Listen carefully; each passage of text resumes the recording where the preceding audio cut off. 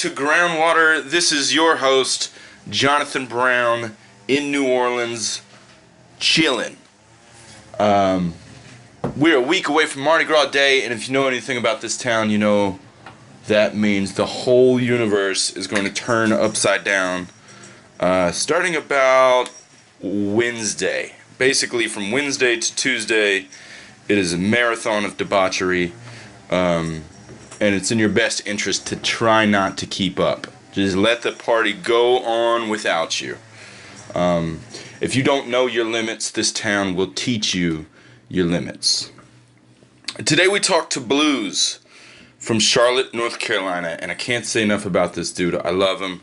I look up to him. I've known him, I don't know, for I want to say 15 years. I think I met him when I was 19. Today we talk about snuff films, Cash Me Outside, how about that? NACA, which is the National Association of Campus Activities, and how to hustle to get college gigs. All you poetry nerds out there who would love to make a living at this one is for you. Bluz shares some of the ins and outs of the business side of this game, and I'm so thankful for that. Bluz talks about how he went from open mics to stadiums, to rocking stadiums, and I'm not exaggerating.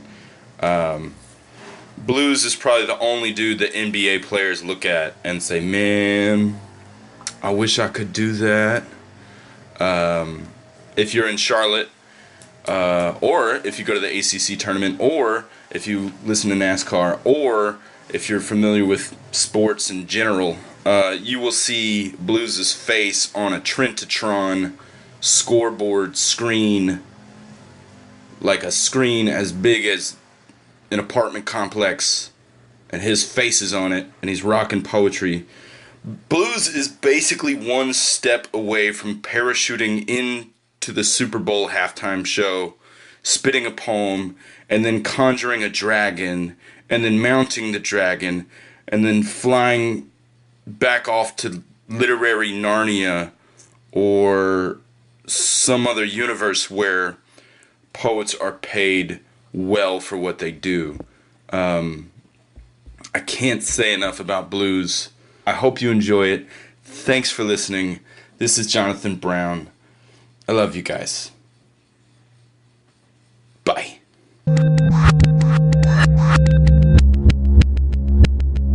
Bluz, how are you doing today? I'm great, man. What's up with you? Chilling? Chilling. Where are we? We're at a hookah? We are at Red at 28th. It's a hookah lounge / bar / sort of kind of library because there's hella books on the wall. Lots of books. Hella books. I swear no one has picked one up. So It's sort of a reading library with hookahs. yeah, exactly. And last night there was an event here. Soul Stage was here, presented by our good friend Mr. Quentin Talley. It's a slew of musicians and a bunch of people jump up and sing a song, bust a rhyme. Like this kid from New Orleans came up and did his thing.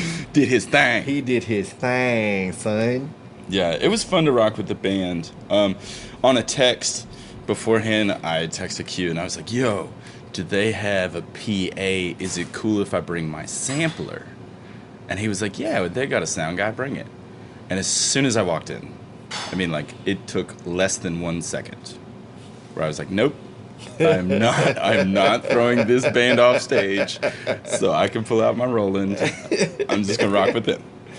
Yeah, it's like a 117-piece band up there. Yeah. And last night for me was new because they had lights. This place doesn't usually have lights up, so it's a lot of sound, but you don't really see anything. But the lights made it spark, so they're upgrading show by show. I'm expecting pyrotechnics in like another month. Dude, it's a big deal. It's a big deal. It was so much love and so much energy and so much art. And newcomers were welcome. Yeah. And old heads and singers and people with notebooks. And you just, whatever your passion is, the band is going to back you. And that's really important because the dynamic of whatever you do changes when there's a live band, and you decide to get up there and be like, ABCs is getting done tonight. I'm doing these ABCs like a motherfucker. Right. And then let them play some D'Angelo behind that. Woo! ABCs just got sexy, bruh. So, man, it's real dope, man. It allows you to take chances. We were talking about that last night, how reading from the book, you create risks and everything. So, sorry to interrupt. No worries. Veronica, she's not a server, she's a cook, but she took it because I couldn't be here. I was supposed to. But anyway, I can't transfer your tab to myself because she doesn't have it on her page. Do you want to pay for it and then restart your tab? No, we can close out. Okay. I know how to do that. Will that do it? Yes, $10.75. Okay, thank you. You're welcome. For those who don't know, Jonathan Brown just pulled out a $1,000 bill. And he said, will that do it? If that is not some real cool white boy shit I have ever seen. Out of his gator skin wallet. Like, will this cover everything? Yeah. Oh, yes, sir. Because let me tell you something. Touring as a poet really brings in the cheese. You want to get rich, I will show you how to get rich. Yeah. Because this poetry life, man. Mansions and Lamborghinis, bruh. That's all it's about.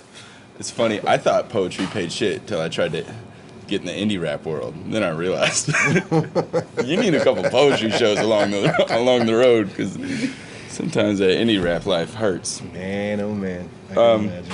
So speaking of art and entertainment, we saw a lot of both last night. Right. Can I ask you a question? What do you think is the difference between art and entertainment? The difference for me, I see art as something that comes from your soul, and to be cliche, it comes from my soul, right? My imagination. But you give zero fucks of what the people think. Like, this was something that was in me that I had to get out, and this is the way it looks. Whereas in entertainment was, I know what you want to see. Let me give you what you want to see. Sure. You want to see me sing this song with these clothes on and do these dance moves, or rap this way with these chains on, or play this guitar with this type of hipster look. That for me is kind of the entertainment, folds into entertainment.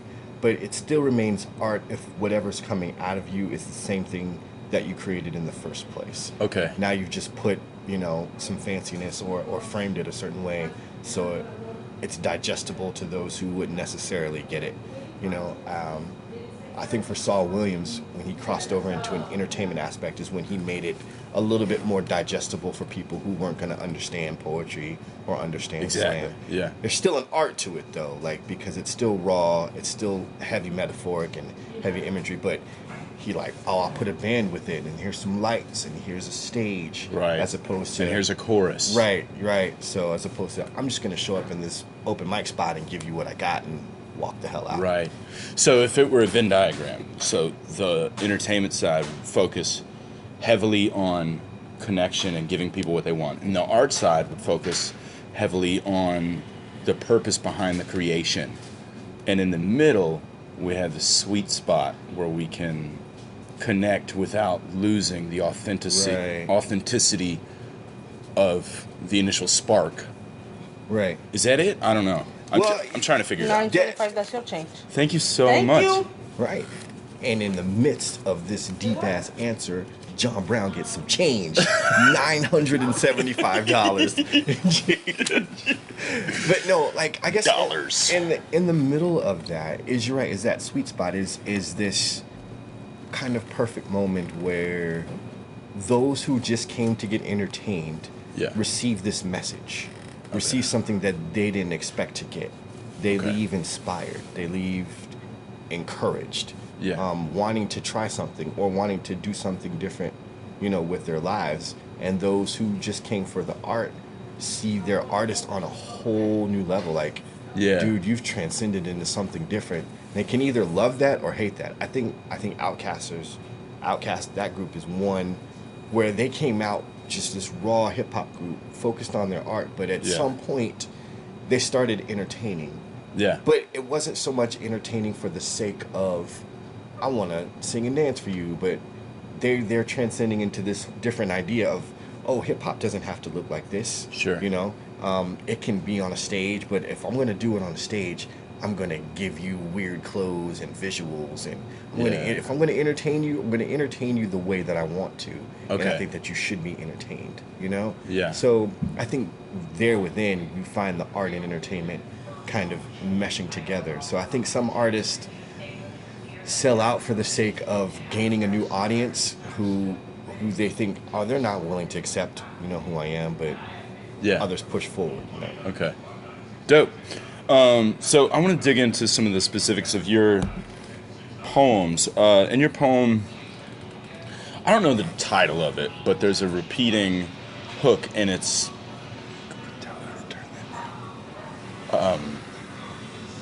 when you were born so loud. Turn down for what is the joint? Is the joint?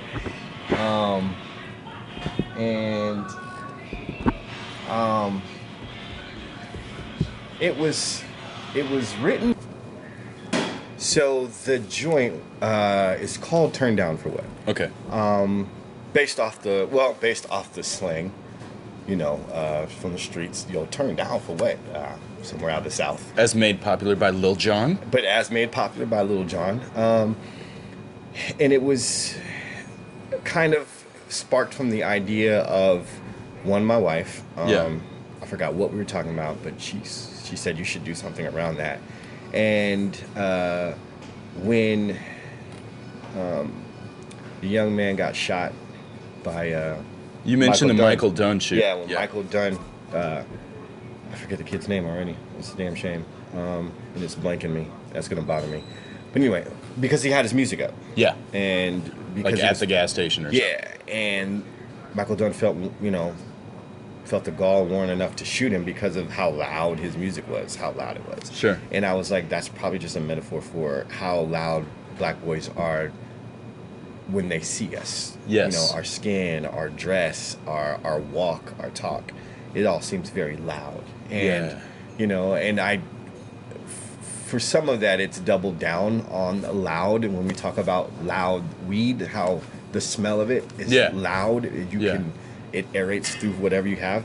That's pretty much how it goes through with us, you know.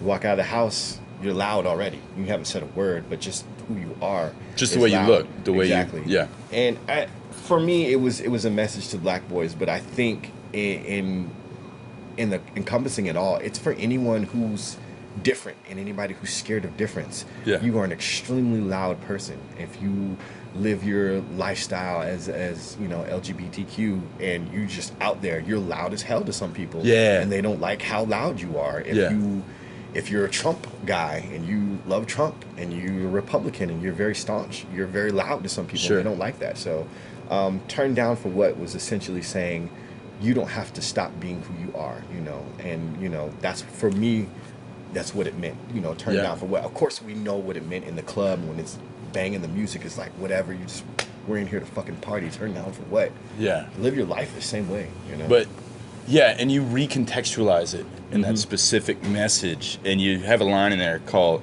the line is, your murder will always be requested. Yeah. And that's such a heavy line. And I wanted to ask you about how not only violence, but also the spectacle of violence, like the performance of violence against black people, has become ubiquitous over most platforms of media. Right. Like, it's not even a surprise anymore. It's become expected. Yeah. And I fear that there's a certain segment of the population that even craves that spectacle. Yeah. That it's no longer news, it's become entertainment, but people are dying in front of us. Right. Like, what effect do you think it has to be scrolling through Facebook and involuntarily watch a snuff film? Like, because that's a new phenomenon. Yeah. It's what we're watching now. It's snuff films. It's just digital, and we're desensitized to it. There's a line that I say, they watch you in the millions on YouTube. Like, we're just tuned in, sometimes consciously, sometimes subconsciously, because, you know, if you watch a video, it'll show you 15 more that are like this one. Yeah. You see that you like it, and you just find yourself knee deep in it, and then I think you know, for a lot of people, there's a rush of adrenaline. You're like, oh, I'm about to see a fight. I'm about to see violence. And, you know, whenever we see violence, whether we crave it or we fear it, there's always an adrenaline rush. And adrenaline is addictive. Yeah. That feeling of sudden power to do something or sudden anger.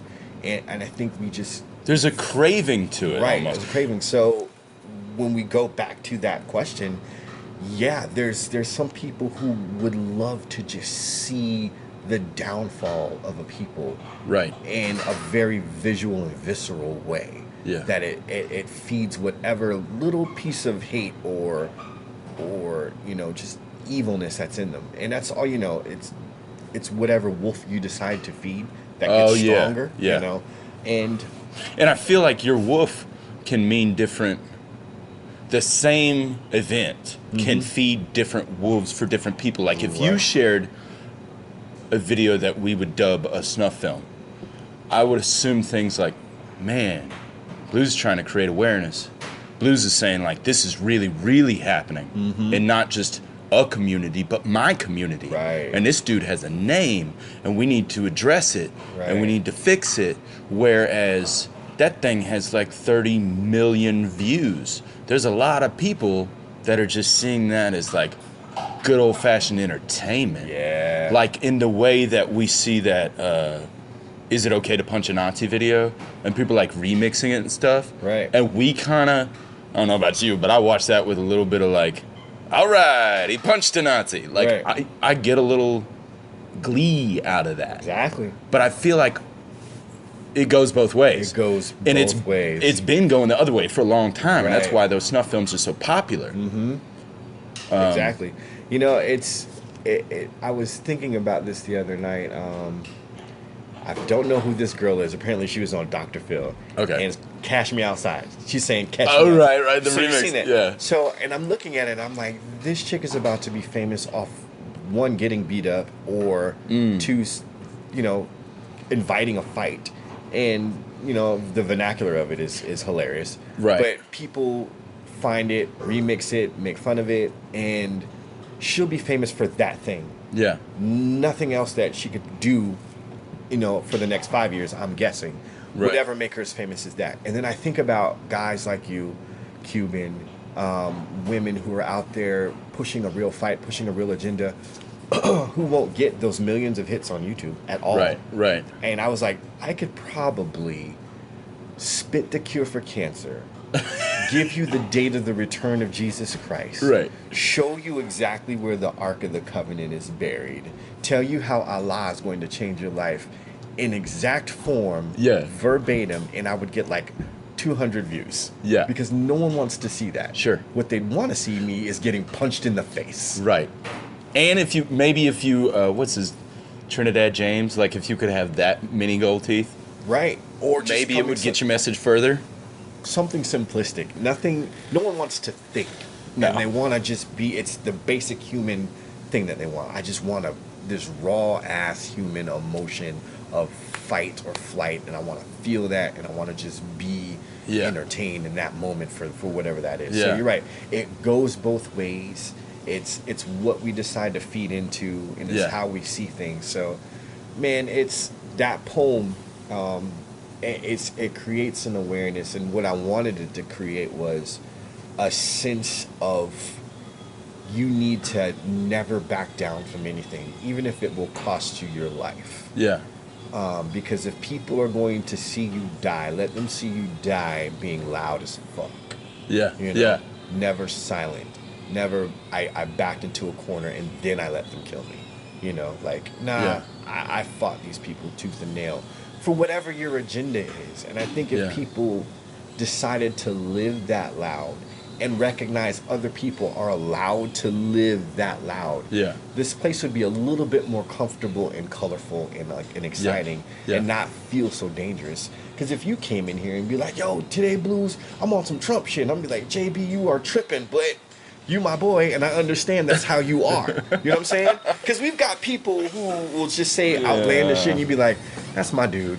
You know, I'm going to talk to him later, but right now I'm going to just see where this goes. You know, and if it gets out of control, then I'll be like, yo, you was kind of tripping back then. What do you mean? Then we have a conversation.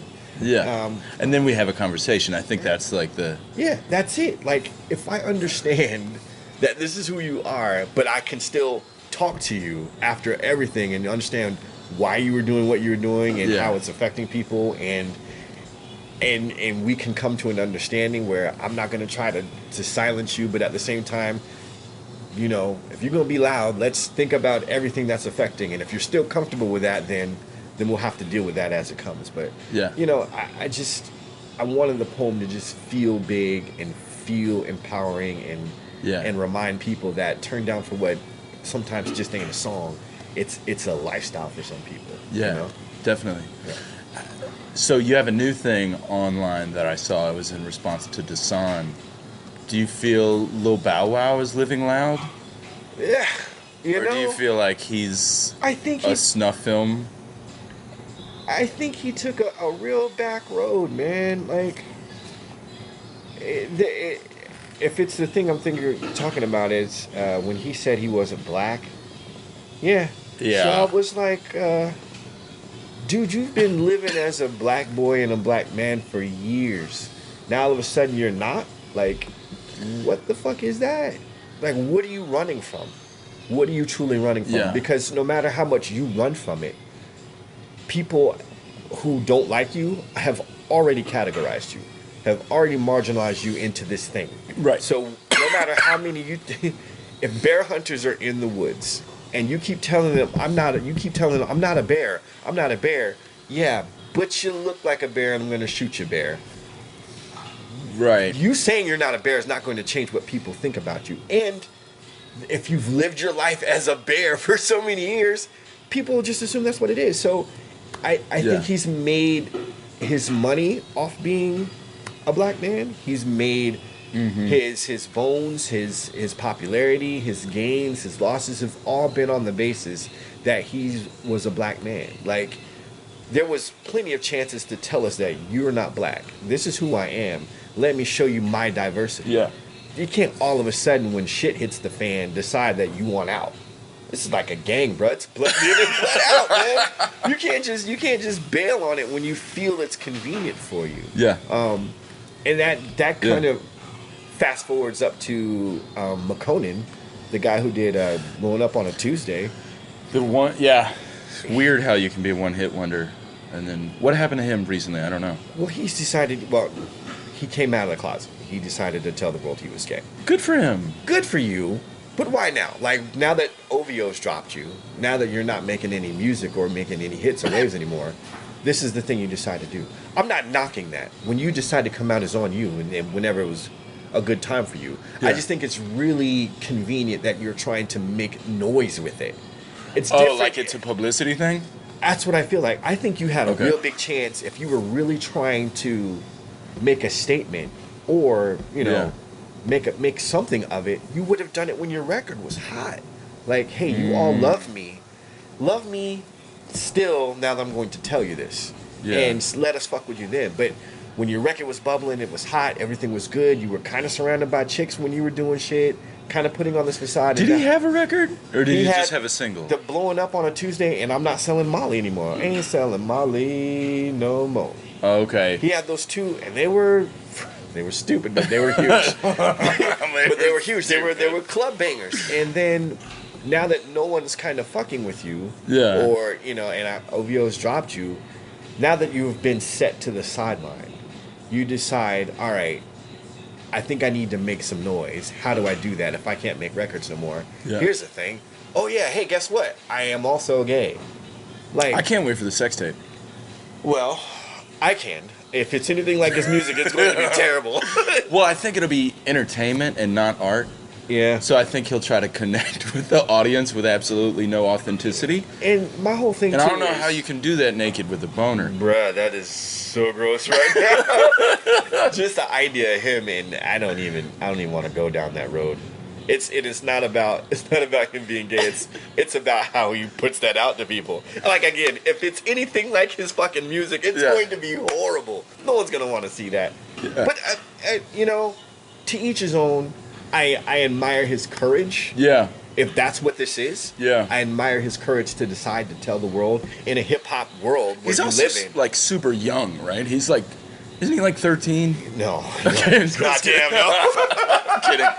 No, he should be in his 20s though. Yeah. But it's still young, yeah. And it's young enough where these millennials be like, yeah, that's what's up. But I also think they'd be like, dude, you had a real big chance to really, if you were going to make a statement, if this is what this is about, if this is about you standing up and making a statement, I think you waited like 2 albums too late, like 2 records too late. You should have did that shit when you were bubbling. Yeah. Because if the end result is still going to be no one fucking with you, you could have at least made a bigger statement and had a bigger population still sticking with you through the whole thing. But, but going back to Lil Bow Wow, I'm just like, yo, dude, you can't go around saying I'm not black anymore and you look black as fuck. Don't show us pictures of your dad and tell us he's not black. Like, dude, your mama is a black woman. Like, Obama's mother is white, but he's still calling himself black. Your mother is dark as hell. The picture of your father is a dark dude. Now, if he's Puerto Rican, that's fine. If he's whatever. But your mother is a black woman, so that makes you black in some aspect. He tried to just separate the whole thing. Like, I'm nowhere near black. Yeah. And I was like, nigga, come on, man. So, well, it's a giant big bag of irresponsibility. Yes. At the very least. And it's sad to say, but I think a lot of people look up to him. If you're like 12 and you're having some reading issues, you might think, I shouldn't do that. I shouldn't categorize this audience as dumb or immature, but I will. And I think it's irresponsible to set that example. Right. And it feels like it's a publicity thing. It really feels like that. I wanted to talk about your poem, Joseph. Right. My brain exploded when you said, when Jesus looks at Joseph and says, "You are not my daddy." Right. Because that line humanizes God. It makes us imagine God as like sort of a rough 13-year-old. Right. And it puts us in the shoes of Joseph, which is beautiful because it's hard to be faithful when things don't go your way. Exactly. Like when God is kind of poking you, or if you feel like things aren't exactly all in line, it's hard to be faithful. And that poem kind of like puts human clothes on Jesus and on the audience of Jesus, who is Joseph, who in the poem is us. So like we are God's stepdaddy as the listeners. I don't know, where did that, this is a boring question, but where did that come from? Because it's fucking genius. It came from living the situation. Like, I met my son when he was 8. Oh, okay. So, and just, being around him, trying to be this father all of a sudden. Yeah. It wasn't like I was prepared for any, you have 9 months to think about it, but, I met his mother and then I met him. And eventually we got married and I was going to be his, his stepdad essentially.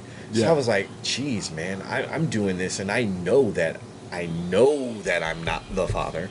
Yeah. I know that she's not a virgin. So those things make sense. I'm like, Joseph had to accept the fact, if we're listening to what the Bible says, had to accept the fact that Mary was a virgin, and then Mary got pregnant, and then she said it was the Son of God. And all his homies are like, really? Yeah. And he had to say, okay. And I put that in today's terms. I'm like, most dudes would be like, the fuck are you talking about? The Son of God, yo. Are you tripping right now? Who have you been fucking? Like, yeah. But he was like, all right, my faith says you're not lying to me.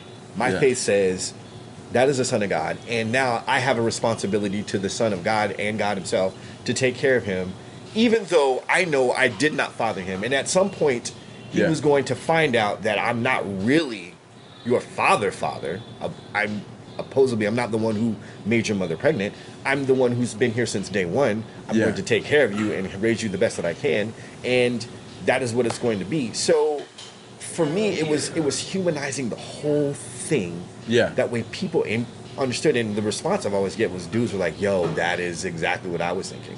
And my biggest thing about it too was, at some point, if we understand Jesus from baby to 33, there are those teenage years where you're telling me this dude was a model kid the whole time? I've never known way anybody. too smart to be Right. I'm like, there had to have been a time where Jesus just acted out. Yeah. And what did that look like in front of Joseph? And that was the moment where he had to say, I know you are not my father. You can't tell me what to do. You know what I'm saying? Whew. And how does Joseph respond to that? Because he's like, you're right. Your father is God. And I can only deliver these messages the way I know how. You concept it. Like, what is that whole... What does 13 to, I say, at least 21 for them look like in real life? Because I don't know enough about the Bible to say that I know that there's parts missing, but I don't think it's discussed his awkward teenage years and what that house had. There had to be tension, angst, fights, yelling. Like, you can't tell me it was all perfect. He had to figure some shit out, man. And for me, I think anybody who's had a stepfather knows that. Who's had a stepfather and still didn't know exactly who their real father was, had to look at this one person and accept them as their authority figure and say, whatever you're going to tell me, I will accept or not accept. I can either accept or reject it, knowing that I know that you're not my father, And I think, for me, when I wrote it, I think that's where I was seeing Jesus in that moment. Like, he had to have been just the angstiest kid, especially if if someone has told you, yo, JB, your real dad is God, right? And you're 14 or 15. You couldn't tell me shit. I would Yeah, there's got to be a moment where he's just like, yo, I can run shit. Yeah. I can run shit. I can. Or I can fall in line with this guy who's been raising me my whole life, who's never steered me wrong. Yeah. And within that story, as the listener, I think we recontextualize ourselves as either or of the characters. Right. Because no matter who you are, you have questioned the authority of your father. Right. You've been like, fuck you can't tell me what to do. Yeah. And you've also been an authority figure trying to place this, like, cage around an animal that just will not be caged. Right. And as the listener, we decide for ourselves several times throughout the poem which one of those we are. Yeah, because we've been in both shoes at some point. Even if you don't have kids, but you've worked with kids, and you've tried to get them to do, like, you've worked in a school before. You just try to get kids to either turn in homework, line up, listen in class, and they buck the system. They try the power. And there's always that one, like, I've always been told, don't get into a power struggle with a kid because... No, dude, it's like wrestling with a pig. It is. It's just not gonna... You're going to get dirty. And the pig's going to like it. Right. You're getting down into their level. But, yeah, man, for me, that's what that poem was. It was really humanizing that whole situation in as many layers and as ways that I could. That's dope. And you have another piece called Met a Girl. And you say some really beautiful things in there. But one of the lines is, love is saving that first restraining order. Right. And the knife that she stabbed you with. And the brick that you threw her mother's window last Christmas. And I hate to oversimplify it, but if I was to summarize, I would say that poem is about risking it all because love is worth it. And my question for you is, like, does love have to be that hard? Like, is it a job? Does it have to be that worked with? Does it have to be that, do you have to submit that hard? Yeah, it's funny that we're having this conversation and Escape's Do I Need Love is playing right now in the background. These people won't hear it, but we can hear it right now. That's hilarious. You know what? Being married for 15 years, it is work. Yeah. Norris Guest, rest in peace, God bless him, said love is work. Yeah. Hard work. Yeah. because you can fall in and out of love, but if you fall in love, you got to work to stay at it. Michelle and Barack have probably had to work at being in love with each other through 8 years of all that shit. Like, the job can tear you apart, family can tear you apart. But yeah, risking it all is what love is, and fighting for it all is what love is, in my opinion. In that poem, it is a matter. It's not. What's the opening line? Have you ever met a girl? Have you ever met a girl that made that case of chlamydia seem worth it? Yes, that is the opening line. So it's stating the fact that someone so beautiful that you want so much that you're willing to risk your life and health is worth it. Really stands on the point of saying, I would do anything. It's I would die for you. Princess, I would die for you is beautifully written. It's way more poetic than Met a Girl. Mine is just while Prince wrote the beautiful lines of it, let's write the dirty, seedy side of it. The shit that we've all gone through, because there's people who've been in relationships, who've been with people who are fucked up people. Let me tell you something. I've been in some bad ones. I'm in a good one now, but and I remember thinking at the very end of a very bad one, I don't get a prize at the end of my life for putting up with this shit. No one's gonna award me the medal of like the most compassionate doormat. Like I don't deserve this shit. You can't treat me like this, and I'm leaving. So there is a point where you gotta say it's not worth it. But you're saying like maybe that just wouldn't have won, or like if you're in it to win it, you got to be willing to lose all the fucking time. You got to be willing to lose all the time, willing to compromise, and. For Met a Girl, it more leans to the infatuation. How far will this infatuation take me before I come to my senses? And I think as men, as young boys, as teenage boys, we've all done some overly zealous, infatuated shit for a girl because we knew that she was the one. The one. We've stolen our parents' car to go see a chick. We've spent money that wasn't ours to see a chick. I think that's like the motive behind every dick pic ever sent. Every dick pic is been like, she's going to love this. I can't wait. This is where she falls in love with me. Like, she's gonna love this. Let me get the angle right. So, that's what this poem is based off. All the ridiculousness, all the extreme things we've done or willing to do. Been through, it goes to a point, the stalker thing at the end was more for the comedy of the performance of it. When I was writing it, I was like, and I hate to sound like an ego dude, but when I was writing, I was like, this is going to be hilarious. Because it was funny to me, and I was like, it's going to be funny to do.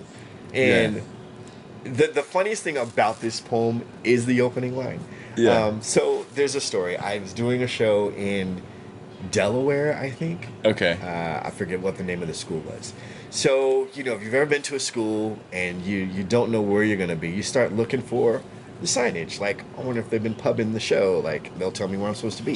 So I'm walking around the school and I see my face. I see my face before I see the words. I'm like, all right, there's my face. It's going to tell me exactly where I'm supposed to be. And I'm looking at the thing. I get closer and I'm reading it. And there's my face. And, quote, have you ever met a girl that makes a case of chlamydia seem worth it? That is the line they have under my face. And I'm like, oh, shit, I look like a creeper. I'm like, I look like the dude who's running around campus giving people STDs. So I get to the show, and I'm like, yo, and it's packed. The show is packed. And I'm like, how many people are here because you saw the poster? And everybody's like raising their hand. I'm like, you guys are assholes. That's a good lesson in marketing, though, I guess. But I'm like, no, you guys just came to see who was the dude handing out STDs. And they just busted out laughing. I'm like, all right, so it's a poem. We'll get into that a little bit later. But that line, when I first did the poem, God, it either gets people going laughing crazy or like, yo, hell no, that's that's fucked up. But once you get into it, they realize the satire of it. And there's another line that says, a girl so beautiful, you get down on bended knee to kiss her father's balls and say thank you. And so many dudes are like, hell nah. I get to that line, I give it a little pause just to see where we're gonna get at, and then I get to move on. But It's the line. It's poetic. It's Right. I'm like, if we're gonna talk about how much you like a girl, What are you willing to do for it? yeah, like Yeah. how beautiful do you think she is? I think she's so beautiful that I'll kiss her dad's dick and say thank you for making that. You know what I'm saying? Like that is fucking. That was like that is. I was like, yo, if I'm going to go there, that's what this poem was. If I'm going to go there, I have to go all the way there. Like Yeah. I can't turn back. I can't shy away. I have to go all the way down this rabbit hole till I Yeah. hit fucking bottom. And there were some lines in there that I hit bottom, and it's a fun poem to do. It's just it scares the shit out of people sometimes, but it's fun, Yeah. And I think people need to take more chances with poems like that. Yeah, that's dope. So you mentioned, in the beginning of that story, you're saying how many of y'all are here because of the poster, right? Right. And I've seen you perform many times, and I've seen a lot of YouTube stuff of you, and your banter between poems. I just want to talk about that for a second. Like, there's glue that holds a set together. Whether you're doing a hip hop show, whether you're doing a punk show, what are you doing between songs, whether you're a poet at an open mic with 10 people or at a college with 1,000 people in an auditorium, there is the glue that holds the set together. Right. And it is the shit that you do between songs or between poems. And I talk to a lot of artists around the country who say, like, I don't know what to do in that moment. Like, before I play, hey, everybody, thanks Right. or like between songs, like, they're just a deer in the fucking headlights. Right. And you're so good at it. Like, do you have any advice for people about what to do between? That's a good question, because I just put up a post on Facebook about seeing a poet rattle through their set, poem after poem. Just after run poem. it. Just run it. And what I explained to him was, slow down. Yeah. Like, you've already got the check. They've already shown up to see you. You can do whatever you want. Sure. Responsible or irresponsible, but you have them now. Whether it's 2 people or 2,000, you've got an audience. Yeah. Dude, take time. And my thing is, and I learned this from John Good. Shouts out to John Good. He told me, like, once, man, I did 6 poems once, maybe 4. He said, because the time in between, I talk. So for me, I learned, I was like, oh, these people can now get the story of why these poems exist. So you can get a reason why Meta Girl exists. And just like we talked about it, I can explain to you the lives and trials of boys and girls and have funny jokes in there, and everybody can relate to something. I can talk to you about Joseph and my relationship with my wife and my son. And I have the poem American Pie that the story for American Pie, and I've memorized the story, just like a poem, is almost as long as the poem. Wow. It's about my brother going into the Marines and what happened to him and him losing his friends, and then I go into the poem. So the glue for me is being honest, and that's my advice to anyone. You have moments in your set, in your time, to be honest with the people who are there. Yeah. The song is the song. The poem is the poem. They're going to hear that whether they check it on YouTube or your album. It's not going to change. But when they hear the story that goes with that, the whole thing changes now. That's your chance to be in the moment of the room. Of the room, be in there and just talk. It doesn't have to be anything rehearsed. Don't worry about saying some fucked up shit. You're already there.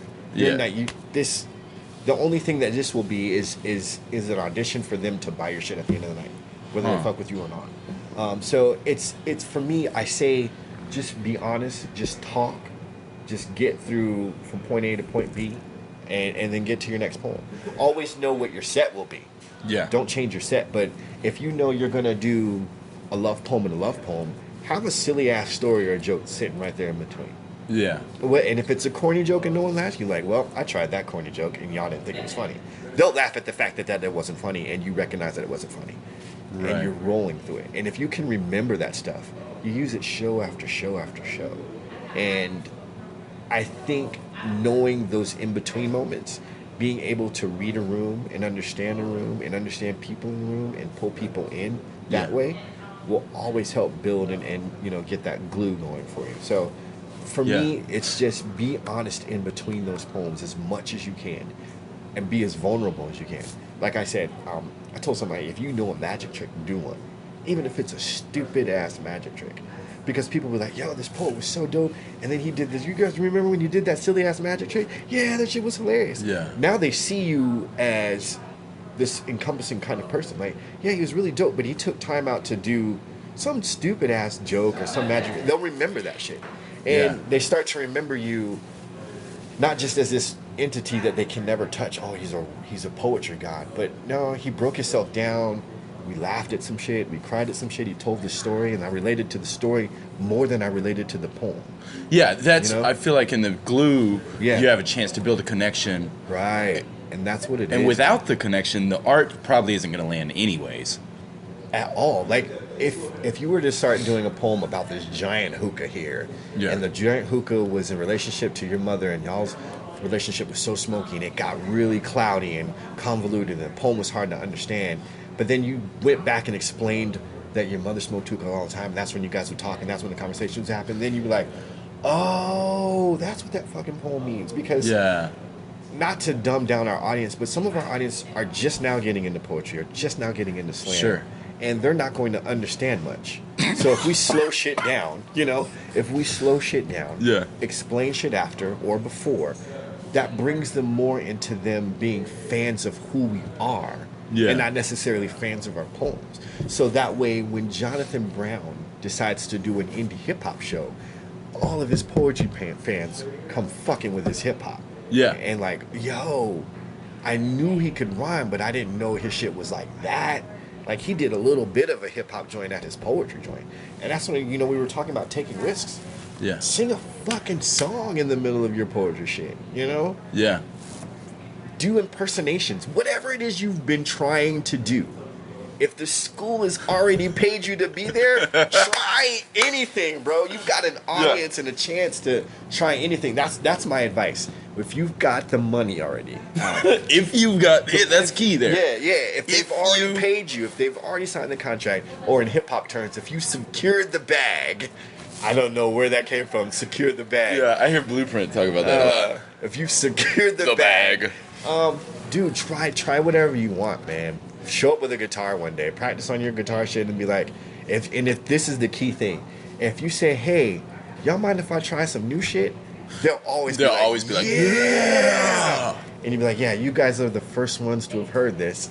And they'll be like, oh, good or bad, you've given them something new to try, and you've decided to be honest and share that with them, and now you guys have that connection. Yeah.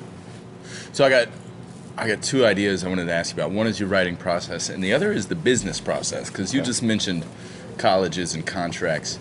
I meet some poets who are new to the game, and I'll call myself new to the game. I've been, involved with slam since I was like 18, 19. I'm 34.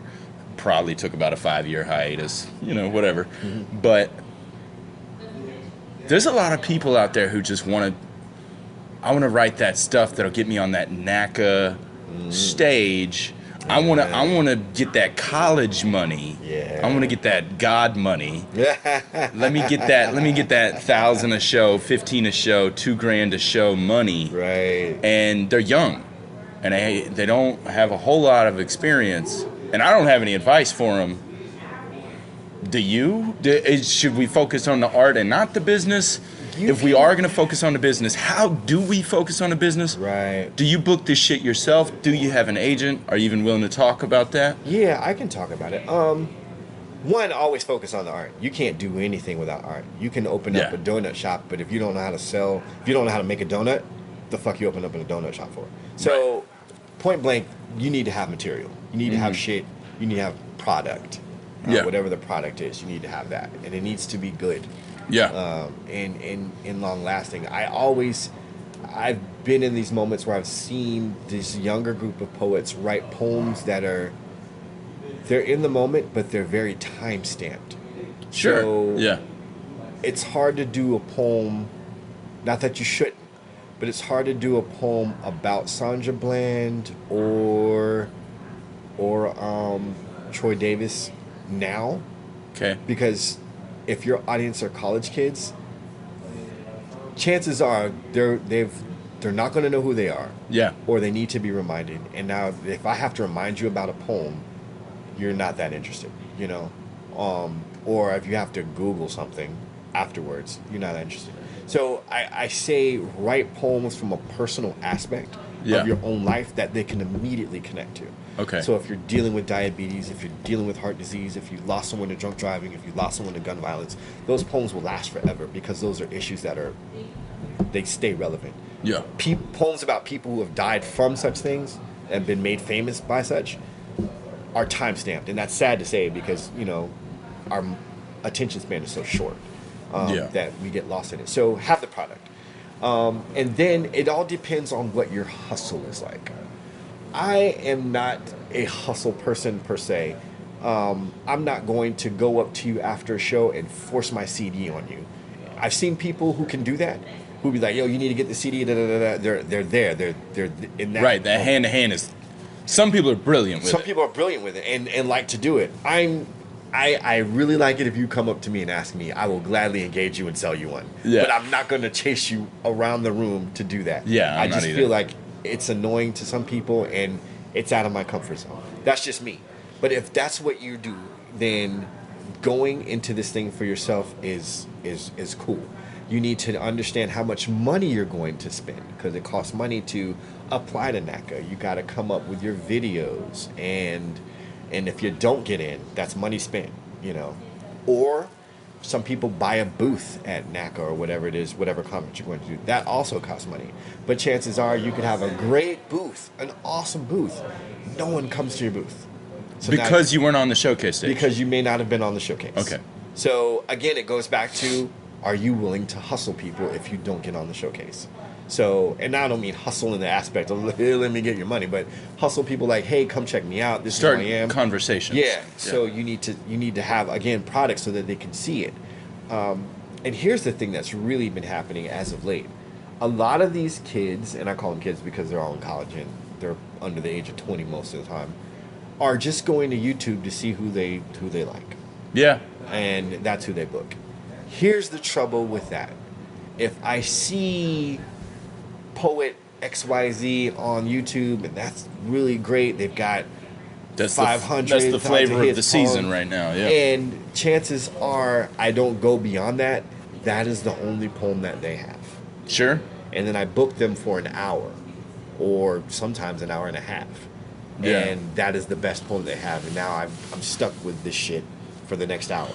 So that's why I go back to saying, make sure you have dope product, because that show could lead to the next, But if you have one stupid ass poem that you're leaning on, and that poem is the one thing that you're leaning on, it doesn't work, and it hurts the whole arena as far as poets go.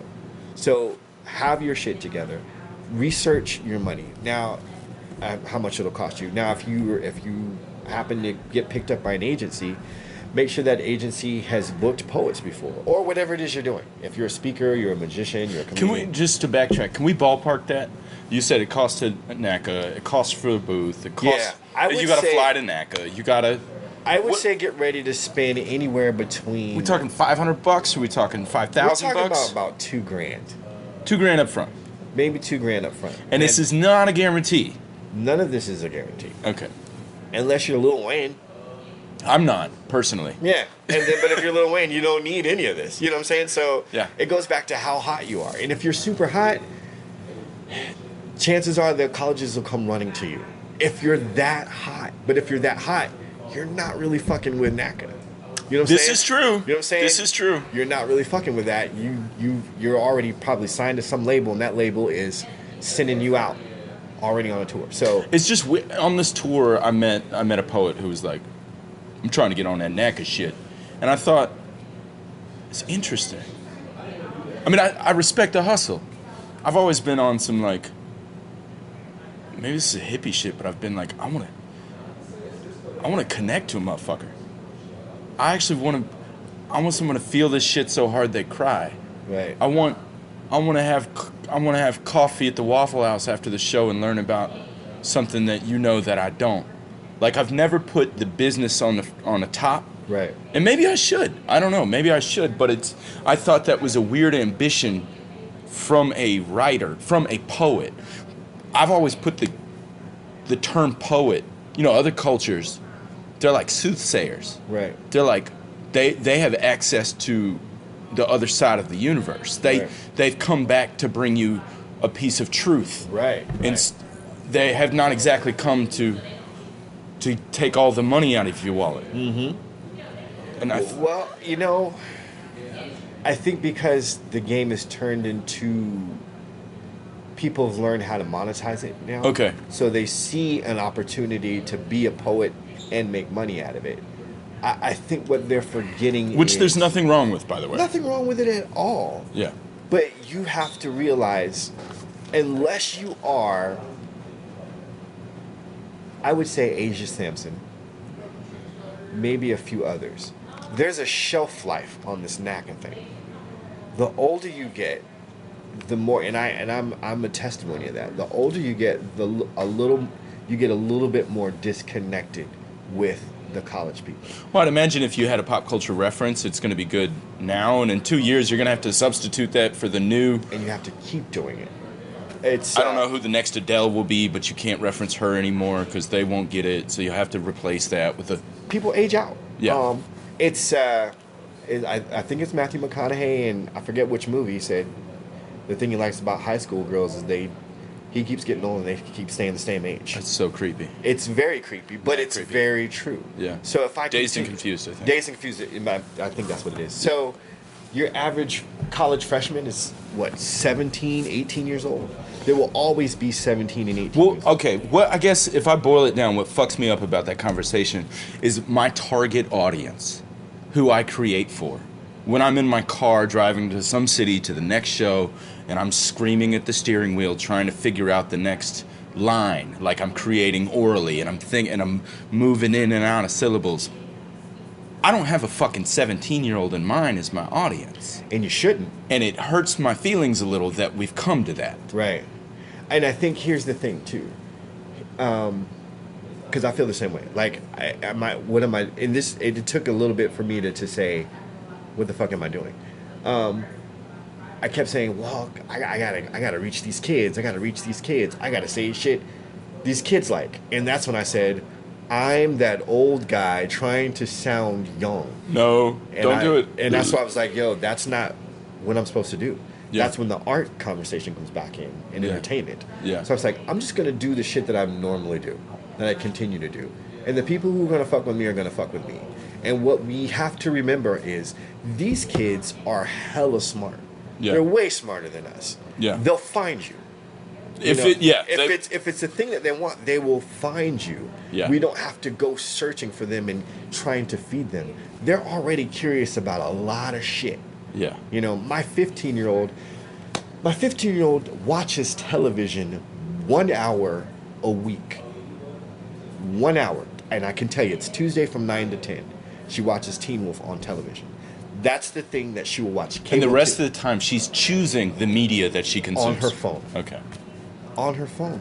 Yeah. Whatever her friends are into, whatever she's into, she's looking for it through her phone.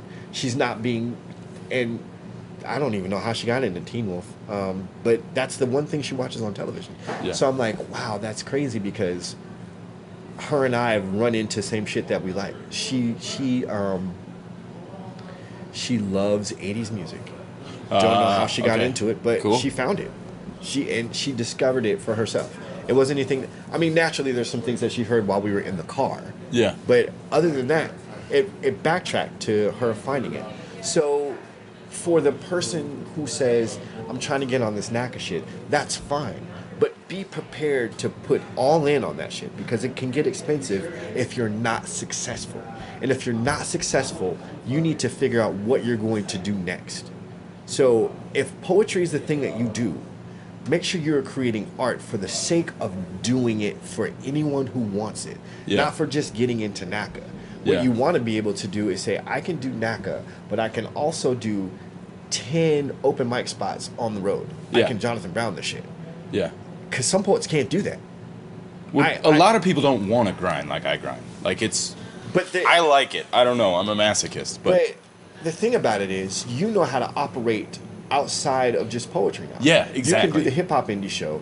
You can do a poetry show. You've got a dope podcast. You've learned that Jonathan Brown doesn't operate in this one facet. Yeah. And learning that, you diversified all your avenues for income, for creativity, Yeah. for networking.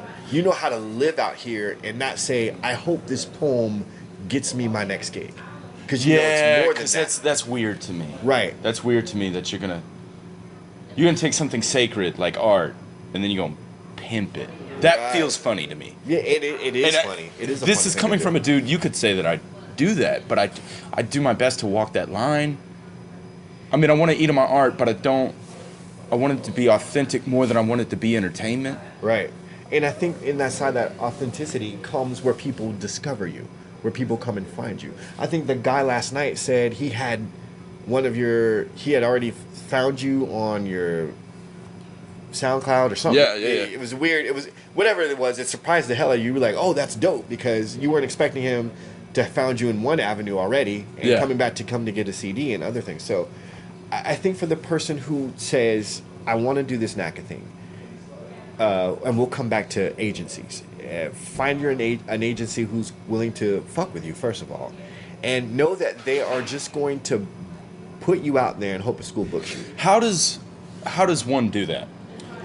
For me, the agency... They found you or you found them? They found me. Okay. And I was working with Asia's manager, Mike Pavlov, who's operated in this world a long time. Okay. So if you know someone who's operated in this world a long time, that's cool. Fuck with them, because that takes a lot off your plate. Yeah. You just have to pay them to do it, but it's a lot less headache. On the flip side of that, you have to trust that they're out there hustling for you. They're out there getting those gigs or calling these schools or whatever it is that you could be doing that they're doing for you. Do you know anyone who hustles in a similar capacity that does not have an agent, that is strictly indie, strictly DIY, who picks up the phone themselves, who sends the press kit themselves? Ed Mabry does it. I think he's still doing it. Shiba, Shihan. But they've all had kind of a foray into agency world and then rejected it and gone back to indie, yeah? Some of it a little bit, a bit back and forth. They saw the pros and cons of it. Okay. There was a guy. Joaquin. Yeah. He does it. He does it solely. I don't think he's ever fucked with an agency, and he's always sent himself to NACA, paid for everything himself, and his wife has been his partner through the whole thing. Yeah. And he's had success with it. He's had some failures with it. No one's 100% successful, but he's had more success than failures with it. Yeah. But that's a hustle, and he understands his market. He understands his work and how it affects, and he understands that he needs to be able to say, not only can I come do your college, but I can come workshop a class or workshop theater, workshop English, workshop whatever. So that's the double down. Like, don't just show up to do your 90-minute gig. Say you can come a day early and I can come do 3 English classes. Yeah. That's so attractive to a school. Yeah. You know? I just did that in Massachusetts and it was swimmingly awesome. Right. Like, It's so much. I say it's better than the feature, because you get to actually talk about your process. I will say this, not every poet can do that. No. And a lot of them kind of know what you just said and Right. try to build themselves as a workshop leader or a teacher and have zero fucking experience in that At all. They world. have no idea what they're going to talk about or how they're going to talk about But it. it's a good sell. It's a great sell until they get there and fuck it up, Yeah. But for me, I love doing that. It's so much. For me, it's so much more fun because I get to. It's so very intimate and a very interpersonal kind of thing. Yeah. Okay. Just wrapping up, a few more questions. This name gets thrown around a little, especially in this part of the world, and I'm a little nostalgic, so I want to ask you, what does concrete mean to you? Concrete, the concrete generation, man. Solid ideas, solid writers, standing firm on our imagination, on our willingness to buck the system. It was so many meanings because we had so many people within concrete, and we all defined it a little bit different. Is it still here, or is it gone? Was it a moment in time? For some of the members, they feel like it was a moment in time. Yeah. For me, I think it's always a thing. I think Concrete Generation is just a bunch of poets who came together, who created together, and they're still here creating, but not necessarily physically in the same space. Yeah. As much as they are still in the same mindset, you know. Yeah. We talk to each other. We're all doing very different things, but when you say concrete, we know exactly what we're talking about. We know exactly what we mean, and you know, we still push forward the idea of remaining solid to who you are, remaining solid to your creativeness, to your creative process, to whatever it is that made you confident enough to stand up on a stage and deliver your work. Yeah. That is, for me, the definition of concrete. Yeah. For me, I mean, I think it's still around, but for me, it's an ideal. Like, it was something that when I first started, I was working towards, and it was actually centered in people and in a location with those people. Right. Right up the street, I drove past, you know, down Faison, and I swear to God, I teared up looking at that house boarded up now, because that's, I mean, I spent many nights there with, and it was this ideal that we had a purpose that was bigger than a paycheck, that was devoted to art at all costs. And I don't know, I carry that with me. Yeah. Wherever I go. But it started for me on Faison Street. Yeah. In the Noda. That's where the movement really happened. I mean, it was such a perfect storm because pretty much all the poets lived there or lived in Noda. Yeah. I think maybe me and maybe two other people were the only people who didn't live. Carlos didn't live in Noda either. We were the only two people who didn't live in this area, but everybody else lived here. So you could just show up at someone's house. Someone was going to be there, one or two poets, all of them, you know, and someone, a musician. It didn't matter. Something funky was going to go down. Yeah. It was like a very long episode of Friends. You just walk into someone's house. You know, I always find those sitcoms amazing. Like, people just walk into people's houses. Like, but that's literally what it was. You know, sometimes we knock on the door, but sometimes we just walk the fuck in and be like, yo, what's going on? And shit would be popping. Shit would be popping, man. Super popping. Yes. How did you go to, like, open mics to basketball stadiums? I went Super Saiyan and never looked back. All right, so my initial jumping off point was with NASCAR. Okay. And did they hit you up? Was NASCAR like, dude, we saw you on stage and we just need you? It wasn't even that they saw me on stage. Okay. I did a interview with Creative Loafing. Okay. And they did like a little blurb of, hey, here's a poet, here are his hobbies, here are his likes. And I'm telling you, the blurb was this big. Tiny. Tiny. I mean, just a circle. Yeah. Like, if you weren't looking for it, you'd have missed it. And it said I was into soccer, I'm a poet, I love NASCAR, da-da-da-da. So a NASCAR producer saw it and said, hey, I've got this idea. I'm a producer at NASCAR. Let's connect on some things. Let's try something. He said, let's try something. So you write something and we'll put visuals behind it. And our next thing that we've got coming up is the Brickyard 400. And I'm like, all right, it's whatever. We'll try anything. Cool. He's like, all right, so what I need is your date of birth, da-da-da-da, because we're going to fly to Indianapolis and go to the, Indianapolis Motor Speedway, the international speedway. I was like, oh, we're going to shoot. He's like, yeah, we'll spend 2 days. So they flew me. We all flew as a crew to Indianapolis, to the speedway, and we shot all over the place. I'd never been to, it's a huge track. Wow. Huge track. I got to see the bricks and we drove around the track, and it was my first real kind of professional shoot. And we got back, they edited it down, and the execs loved it. They said, all right, cool, let's do a whole season. So I ended up doing the rest of the race season. I think it was like 13 more races, and then they're like, yeah, let's do it again for another year. And we did it another year. Wow.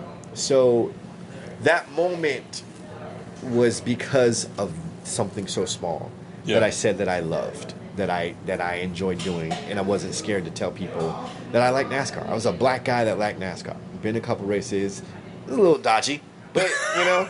But it was cool. But it was cool. It's because it's just like poetry slam. If you try to explain to somebody what a poetry slam is, you'd be like, you got to see it. You see it, you love it. NASCAR was the same thing. I could explain to you what that looks like, but to see and feel a car going almost 200 miles an hour, you realize that shit is dope as fuck, dangerous as hell, and those guys are like ballsy as hell. Because it's blinding speed sometimes, and it's loud, and it's crazy, it's energy, and there's so much that goes behind it. But the only reason I could get to do that, I work for Bay Heckle Communications, which is a Fox News affiliate. So I was running camera. I was gonna be in news stuff. I was gonna be a camera guy. I knew all about it. Yeah. I knew how to edit. I just knew news. I knew that shit. And then so my first gig there, I was working the morning shift. Okay. Which was conducive to my family. I could go home, get my girls ready for school, and then have my day. So I was working, and the morning is hella creative. Picture any morning show that you've ever seen. The Today Show and all that. It's just a bunch of energy, different people on, interesting stuff, cooking. It's just it's like a fantastic show in the morning, because you got to get people up and get their day started. Right. So I was working that, and then something happened on the evening news with the camera guy and the anchor. They got like into a physical fight. Wow. So they, instead of firing the camera guy, they just moved him. So they had to figure out who they were going to move from the morning to night. I'm the new guy in, so they switched us. So I go from this circus of color and light and creative ideas to straight news at night, boring as fuck. They don't ask you, what do you think about camera moves? What kind of ideas you have? No, just stand there on camera 2, pan left, up, down, pan right. That's a show. Wrap it up. That was it. I was like, this is going to fucking kill me. Like, I'm a creative dude. So after like a month of that, I was like, and it was harder to do at night because the kids need to be picked up. Then I'd have to be at work. It was just harder to do. So my wife was like, yo, you should try this poetry shit. You should really go for it. And I had been talking with Asia's manager about doing NACA and all that other stuff. I was like, you sure? She was like, hey, if you're going to do it, now's the time, while I'm comfortable with that happening. Yeah. So I quit. And for like 2 months, I didn't have anything going on. And it was hard. Yeah. Car payments were due. Light bill. The shit was real. It got real, and I was getting worried. And then one day I get a call from Kevin Jackson. Hey, I work with NASCAR. Like, I really work with NASCAR. I'm a real NASCAR producer. I saw your thing in Creative Loaf, and I wanted to try some shit. And that was the day. That was the day that the art turned around. That the whole thing turned around from a phone call, from a little blurb. Wow. It's blessings and luck, bro. That's all that was. So, but here's where the open mic stuff play into that, because for the NASCAR thing to work, we were turning stuff around in a week. I'd get notes, have to write, memorize, then go. I'd get notes on Sunday, have to write Sunday night, Monday night, memorize by Tuesday, we're shooting Wednesday. Everything happens in that turnaround. So the professional side of it is you got to know how to write, you got to know how to memorize and perform. Boom, boom, boom, boom, boom, boom. And it was happening week to week to week. And that turned into, once you're in that circle, and it's a small circle in Charlotte, once you're in that circle, people get to know who you are. So because there's so much turnover in television, especially with producers, guys leave, guys go to ESPN, they go here, they go there. And I interned with ESPNU for a little while too, before the news job. So Kevin, that stuff got around, and my name got around. So this guy at Raycom was like, hey, my name's Jeremy. listen, we got this ACC thing coming up, and I saw what you do with the poetry. You think you could write something for that? I'm like, yeah, let me get something together. And I wrote about the ACC tournament, and the ACC, the whole little thing about it. And they're like, all right, cool, let's go shoot it in this old gym. So we went and shot in this old ass gym, fog and cameras, and it was dope. We did ACC and SEC, and then so that turned into me doing voiceover stuff. Yeah. And so some of those guys ended up transitioning into other things. And then one day, this when the Bobcats were still the Bobcats, they were doing their thing, and then the Bobcats ceased to be the Bobcats and went back to the Hornets. And I get an email from Emily Ladd, and she says, hey, you did something with us years ago when Bob Johnson still owned the team. I don't even remember what it was. She's like, well, we've got this tournament thing coming up. Can you think you can write something? This draft for the Hornets. It'll be our first draft. Can you do something around the draft about our picks and da-da-da-da-da-da-da? So it was this really long poem, and I can tell you it was boring as fuck because it was about the draft. Yeah. No one's going to care about the draft but people who were there.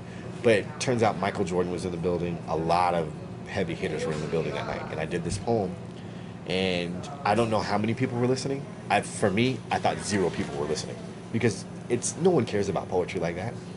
We've been there. When you book a corporate gig, unless you are the headliner of the corporate gig, no one's paying attention to you. No one's really giving a fuck. You're getting a nice check to do a really cool thing that you love, but you don't know who's really listening. Yeah. And people are drinking, milling around. Some people are looking. Some people are like, yeah, that's what's up. But you don't know who's listening.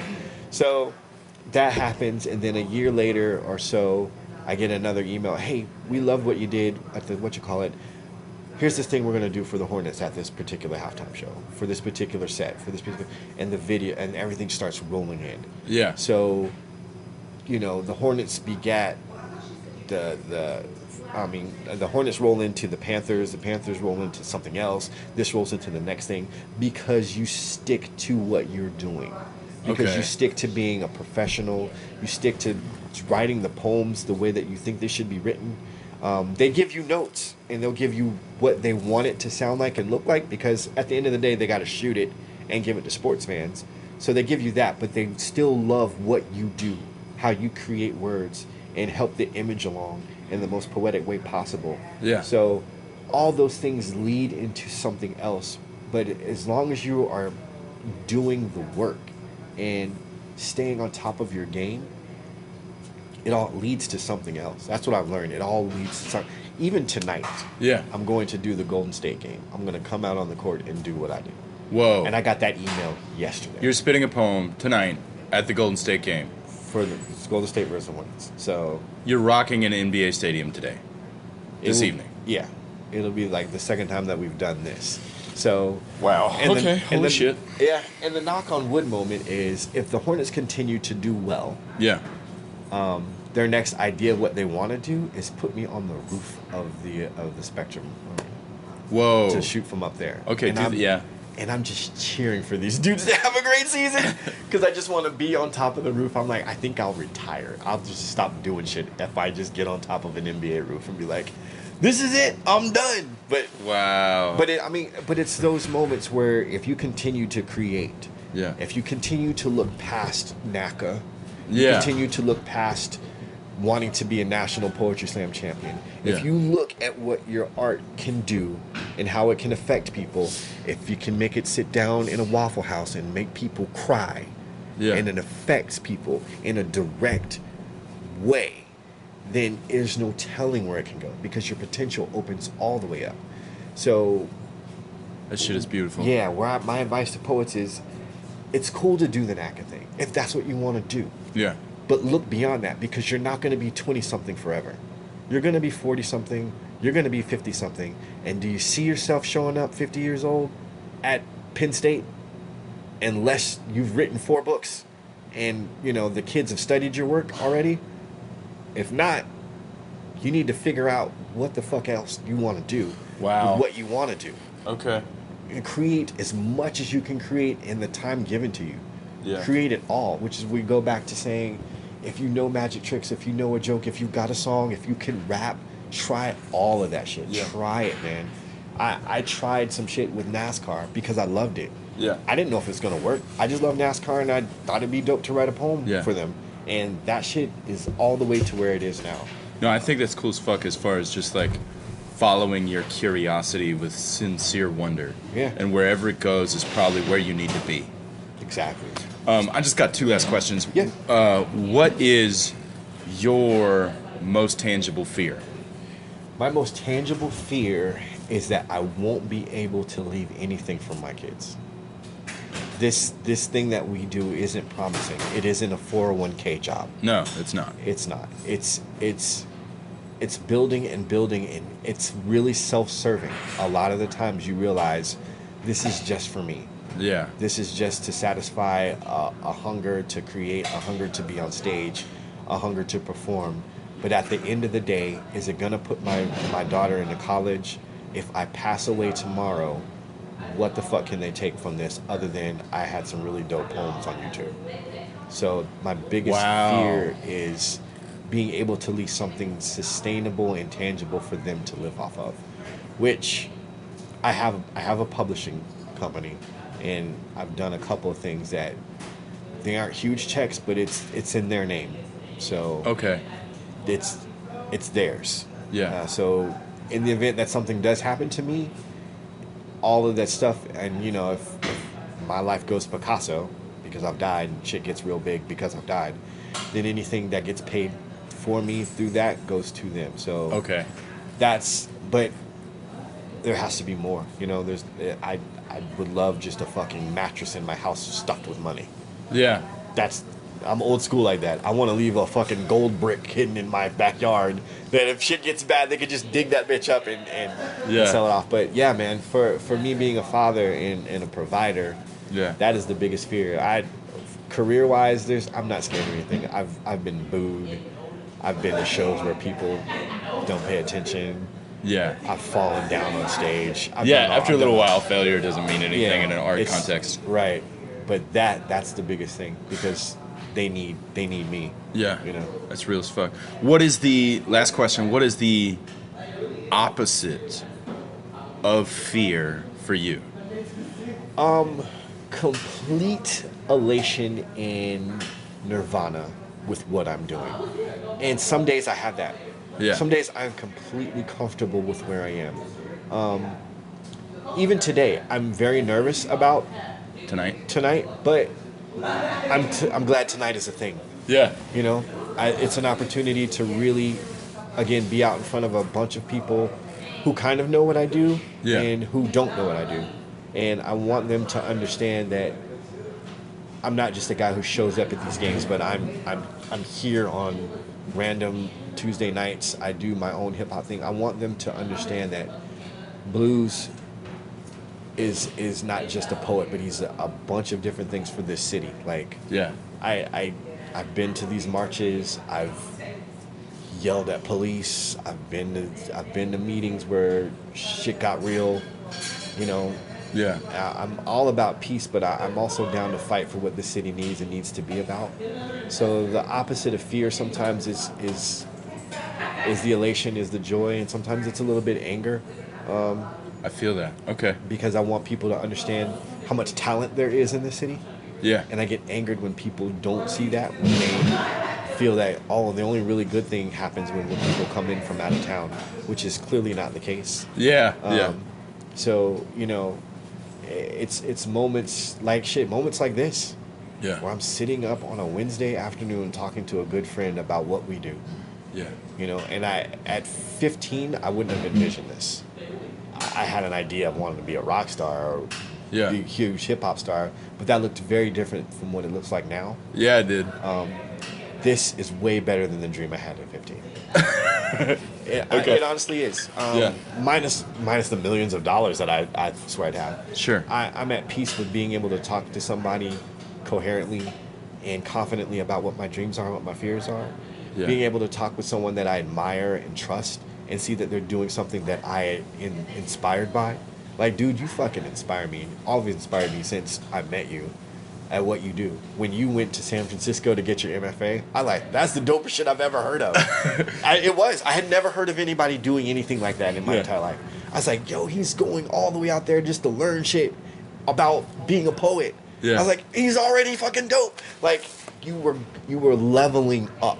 And that's where I've learned, watching people like you and peers like you level up. So where the next generation is looking at us, we're always looking at someone who's gone to do something different. Yeah. So as long as we keep watching people who are leveling up and ourselves leveling up, those underneath us who really understand it will also do the same.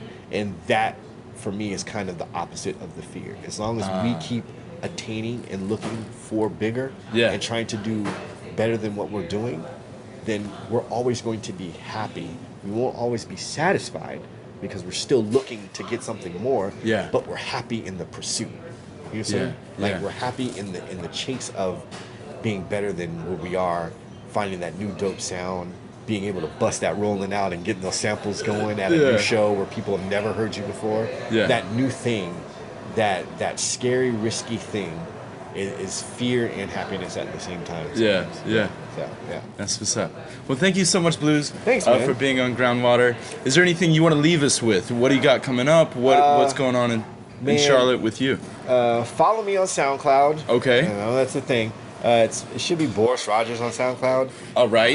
My Reverb Nation is Mr. Bluz, MRBLUZ. My Instagram is Bluz, BLUZ, BLUZ, #redundant. Stick with all that stuff. I got a lot of things coming up. I'm working on a play that should be debuting at the end of April. So the trick is I got to finish writing the last little 45% of it. Oops. That's the thing. So crunch time is real. So yeah, man, just follow me on the social medias, and I post stuff of what I've got going on, what I'm doing, and check out all the music and poems and other stuff that I got out there, man. And dope. I'm out here. Out here. Yep. Well, thank you so much, and good luck at the Golden State game tonight. I love you, brother. All right. Yay! And thank you, listener, for listening to Groundwater. We'll be back with you soon. Take care. We love you. All right, everybody, that was Bluz in Charlotte, North Carolina. I was lucky enough to catch up with him on the Groundwater podcast. Thank you so much for listening. This is Jonathan Brown. If you want to know more about me, you can go to www.jonathanbrownmusic.com and you can find this dope new video that's up. And as always, if you want to support, you can get my new book on Amazon. It is called Fight Dirty, Good Old-Fashioned UNO Thesis. Thank you so much to Bluz, Mr. Boris Rogers, Slam Master of Charlotte, the Slam Charlotte, winner of all kinds of awards, rocker of stadiums. I love you, Bluz. I'm about to go on tour again in how many days? 8 days.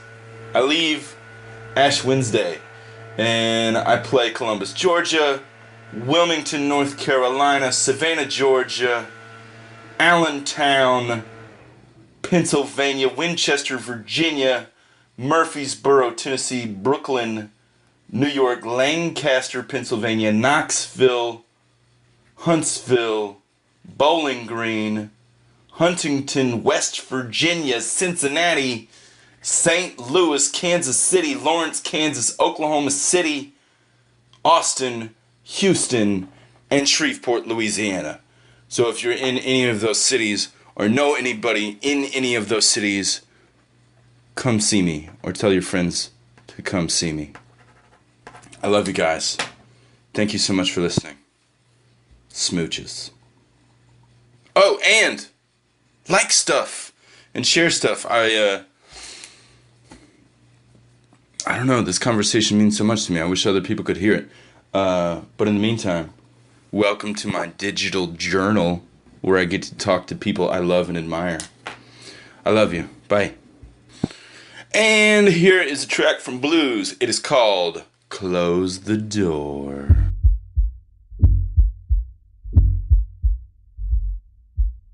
Let's get out of here. Let's get someplace so far gone GPS can't find us. Where us is the destination. Our bodies lying in such a position that whoever was to witness us sinning would be wishing to be in same position or situation. I'm tired of waiting. Written on pounds with sweet thoughts of you. Come on over to my place. Let's unlace all the stress that we've had tied up in old relationships. Let's slip and fall into each other. No accident, no need for lawyer. Let our ligaments get locked into lustful litigation till our neighbors call for an objection to the noise of all this heaven we making. The sensation of your taste make me lose my place. My train of thought derail without fail. Our tail spin out of your beautiful sky, crash and sink into the sea between your thighs. I want you to come over to my place tonight, so when I drive by wherever you are in this world tonight, get inside the ride and close the door. Won't you close the door? Close the door. I got what you've been waiting for. Close the door. Come on, babe. Close the door. Close the door.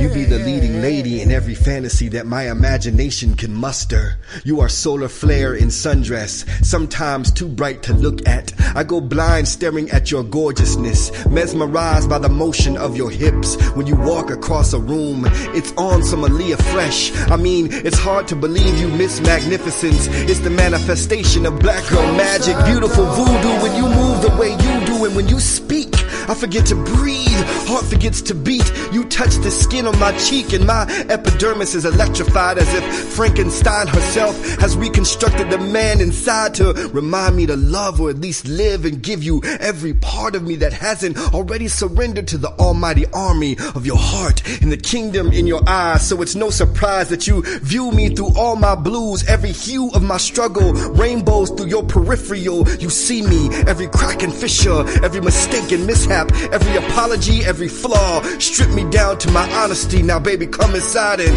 close the door. Close the door.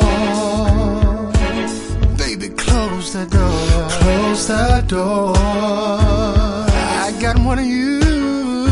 Close the door. You've been waiting for. I know I just met you, but lady, you're so special. Let me take you by the hand. I just wanna be your man. I got so much inside of me, never felt this way before. So baby, come on in. Close the door. Close the door. Yeah. Won't you close the door? Close the door. I got what you've been waiting for. Close the door. Come on, babe. Close the door. Close the door.